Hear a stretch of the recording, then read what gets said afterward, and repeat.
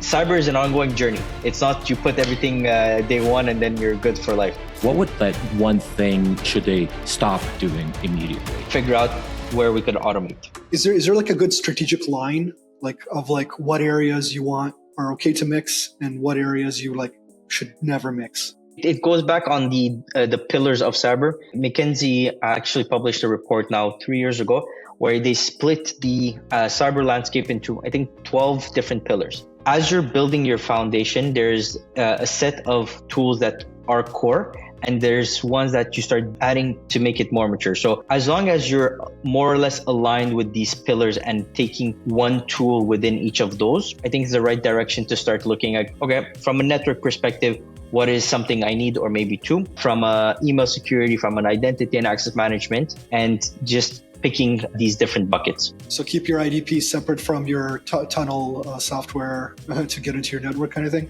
So yeah, being able to do it, and that's where it's important to, let's call it, architect this and understand really what am I covering, what am I not covering, because sometimes it's a risk approach as well, where you say, okay, you know what, I might have an exposure here, but given I have these different controls in place that could mitigate, I'm reducing my risks. And it's a question, okay, maybe next year I'm going to put something in place. Cyber is an ongoing journey. It's not you put everything day one and then you're good for life. Absolutely not. So if you were to give kind of like a recommendation on one thing, or could be ideally a process or something that can be just done without any tools, basically something that's essentially free, what would that one thing be that every organization out there, if they're not already doing it, should start doing immediately? And on the flip side, what should they stop doing immediately? Manual work. What leaders should do, whether it's CISO or head of security teams, is continuously asking the team, what is something you're doing in a manual way? Let's identify that and figure out where we could automate.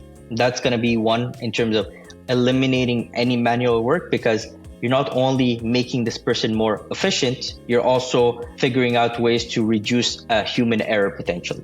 So an exercise is really doing that.